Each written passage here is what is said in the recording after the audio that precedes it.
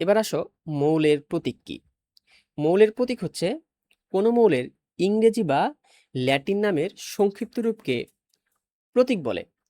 ইংরেজি বা ল্যাটিন নামের সংক্ষিপ্ত রূপকে প্রতীক বলে। যে আমরা ধরো আমরা আমাদের পরিচিত কয়েকটা পরমাণুর যদি নাম লিখি, আমরা কি কি জানি? আমরা হাইড্রোজেন জানি, হাইড্রোজেন জানি,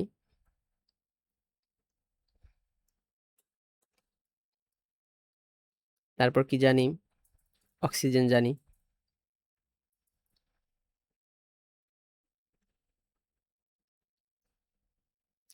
তারপর জানি হচ্ছে কার্বন জানি,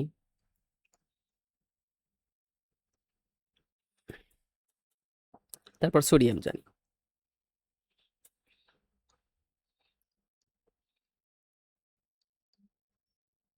আচ্ছা, আরো অনেক কিছু আমরা জানি। দেখো, হাইড্রোজেনকে আমরা কি দ্বারা প্রকাশ করি?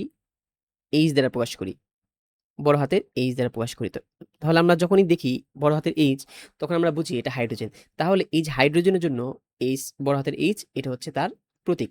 অর্থাৎ যেই অক্ষর দ্বারা বা তোমার যেই হরফ দ্বারা তোমার কোনো মৌলের প্রকাশ করা হয়, কোনো মৌলকে নির্দেশ করা হয়, তাকে বলবো আমরা ওই মৌলের প্রতীক। অক্সিজেনকে আমরা কি দ্বারা প্রকাশ করি? ও দ্বারা প্রকাশ করা হয়। কার্বনকে সি দ্বারা প্রকাশ করা হয়।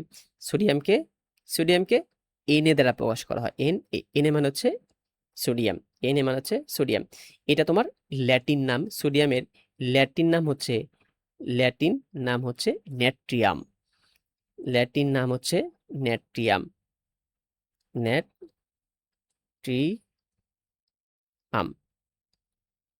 তাহলে এই সোডিয়ামের ক্ষেত্রে তোমার এর ল্যাটিন নামের অক্ষর দ্বারা প্রকাশ করা হয়, ল্যাটিন নামের সংক্ষিপ্ত রূপ। তাহলে দেখো, মৌলের প্রতীক হচ্ছে যে তোমার ইংরেজি বা ল্যাটিন নামের সংক্ষিপ্ত রূপকে কি বলে? মৌলের প্রতীক বলে। প্রত্যেকটি মৌলকে সংক্ষেপে প্রকাশ করতে তাদের কি আলাদা আলাদা প্রতীক ব্যবহার করা হয়। এবার আসো মৌলিক প্রতীক লেখার কয়েকটা নিয়ম। এক নম্বর হচ্ছে যে প্রত্যেক প্রতীক সবসময় ইংরেজি বর্ণমালায় লেখা হয়। আমরা সবসময় কি লিখি? মৌলের প্রতীককে ইংরেজি বর্ণমালায় লিখি। তারপর মৌলের ইংরেজি নামের প্রথম অক্ষর দিয়ে প্রতীক লেখা হয় এবং বড় হাতের লিখতে হয়। এটাও আমরা জানি। আমরা যে এর আগের স্লাইডে লিখলাম, আমরা সবগুলো কি বড় হাতের ক্যাপিটাল লেটারে লিখেছি। ৩ নাম্বার কি? যে যদি একাধিক মৌলের প্রথম অক্ষর একই হয়, তাহলে একটি মৌলকে প্রথম অক্ষর দিয়ে অন্য মৌলকে প্রথম ২ অক্ষর দিয়ে প্রকাশ করা হয়। যেমন কি আমরা এটা একটু ব্যাখ্যা করি।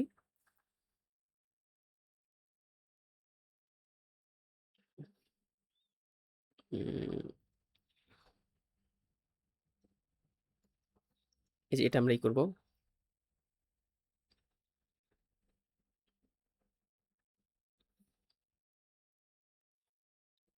আচ্ছা দেখো,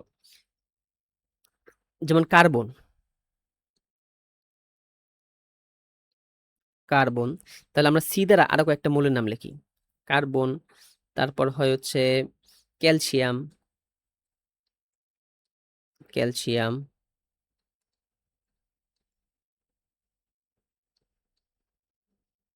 তারপর সি দ্বারা হয় কপার, কপার। ইংরেজি নামগুলো লিখি। কার্বন,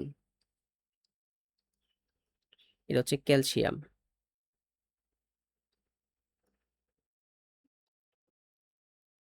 এটা হচ্ছে কপার। এই তিনটাই থাক।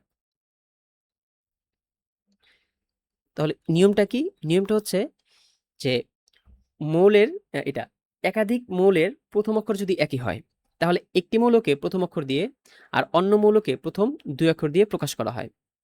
আবার ২টি অক্ষরের প্রতীক একই হলে প্রথমটি বড় হাতের এবং কি দ্বিতীয়টি কি হয়? ছোট হাতের হয়। মানে কি, যখন আমরা ২ অক্ষরের লিখব, ২ অক্ষরের প্রতীক লিখব, তখন প্রথম অক্ষরটি বড় হাতে লিখব এবং দ্বিতীয় অক্ষরটি ছোট হাতে লিখব। চলো, এটা কি? কার্বনকে সি দ্বারা প্রকাশ করা হয়, সি দ্বারা। এবার আসো, ক্যালসিয়ামও কিন্তু সি দ্বারা। যেহেতু ক্যালসিয়াম সি দ্বারা, এই জন্য আমরা সি লিখে ফেলেছি, এই জন্য আমরা কি করব? ২টা নেব, তাহলে সি আর এ নেব। তাহলে সি এবং এ, এবং এক্ষেত্রে কি করব? যে তোমার প্রথমটি কি লিখবো?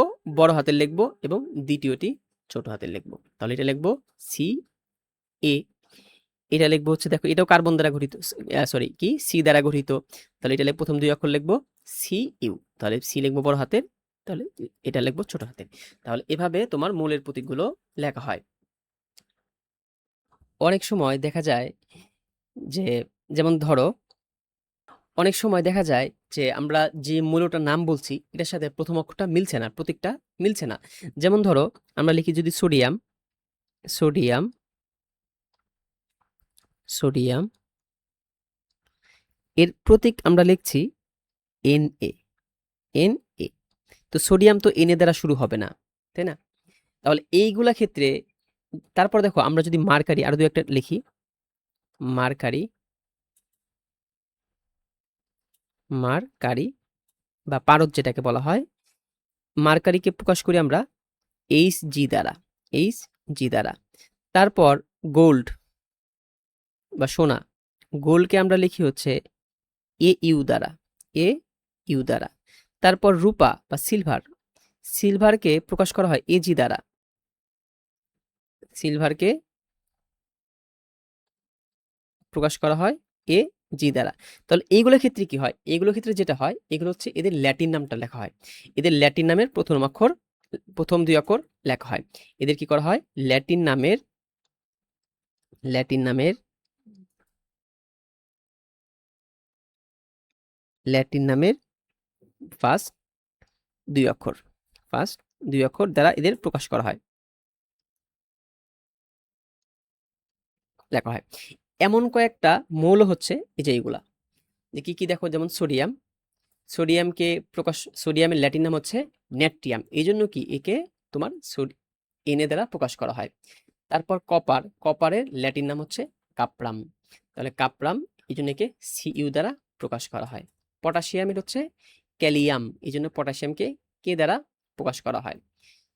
তোমার সিলভার এর নাম হচ্ছে আর্জেন্টেনাম, আর্জেন্টেনাম, সরি আর্জেন্টাম, এই জন্য একে এইচ দ্বারা প্রকাশ করা হয়। তারপর টিন, টিনকে বলা হচ্ছে স্ট্যানাম, এই জন্য টিনকে এস এন দ্বারা প্রকাশ করা হয়। অ্যান্টিমনি হচ্ছে স্টিবিয়াম, এই জন্য একে এস বি দ্বারা প্রকাশ করা হয়। তারপর গোল্ড হচ্ছে অরাম, এই জন্য একে এ ইউ দ্বারা প্রকাশ করা হয়। লেড, লেডের ল্যাটিন নাম হচ্ছে প্লাম্বাম, একে পিবি দ্বারা প্রকাশ করা হয়। তারপর টাংস্টেনকে ওলফ্রাম, এই জন্য একে ডাব্লিউ দ্বারা প্রকাশ করা হয়। আয়রন, এটার নাম ল্যাটিন নাম হচ্ছে ফেরাম, এই জন্য একে এফি দ্বারা প্রকাশ করা হয়। মার্কারিকে এইচজি দ্বারা প্রকাশ করা হয়। তাহলে গোলকে প্রকাশ করা হচ্ছে এ ইউ দ্বারা, গোলকে হ্যাঁ ইউ দ্বারা প্রকাশ করা হয়।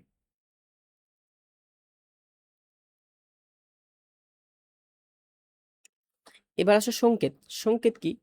তাহলে আমরা জানি যে মৌলকে বা পরমাণুকে সংক্ষিপ্ত রূপে প্রকাশ করতে আমরা প্রতীক ব্যবহার করি, আর যৌগের ক্ষেত্রে কি হয়, এটা হয় সংকেত। মৌলের প্রতীক ও যোজনীর সাহায্যে কোনো যৌগের বা মৌলের অণুকে প্রকাশ করার সূত্রকে কি বলে, সংকেত বলে, সংকেত বলে। যেমন সংকেত কি হইতে পারে, যেমন কি পানি, পানি এটা হচ্ছে কি, এটা পানির সংকেত, পানির সংকেত, পানির সংকেত, পানির সংকেত, সংকেত। তারপর ধরো NH3, NH3 এর নাম হচ্ছে অ্যামোনিয়া, এ হচ্ছে কি অ্যামোনিয়ার সংকেত, অ্যামো। তাহলে মানে তোমার যৌগকে সংক্ষিপ্ত রূপে প্রকাশ করতে যা ব্যবহার হয় তাই হচ্ছে তোমার সংকেত, এর নাম হচ্ছে অ্যামোনিয়া, অ্যামোনিয়া, অ্যামোনিয়া। এবং এক্ষেত্রে কি হয়, যোজনীর সাহায্যে লেখা হয়। যেমন ধরো হাইড্রোজেনের যোজনী হচ্ছে 1 এবং নাইট্রোজেনের যোজনী হচ্ছে 3, তাহলে এই নাইট্রোজেনের যোজনী হাইড্রোজেনকে দিয়েছে এবং হাইড্রোজেনের যোজনী নাইট্রোজেনকে দিয়েছে। এইভাবে যোজনীর সাহায্যে তোমার এই মৌলগুলো বা এই যৌগগুলো কি হয়, এই যৌগগুলো গঠিত হয়। এই যৌগগুলোকে সংক্ষিপ্ত রূপে প্রকাশ করতে সংকেত ব্যবহার করা হয়।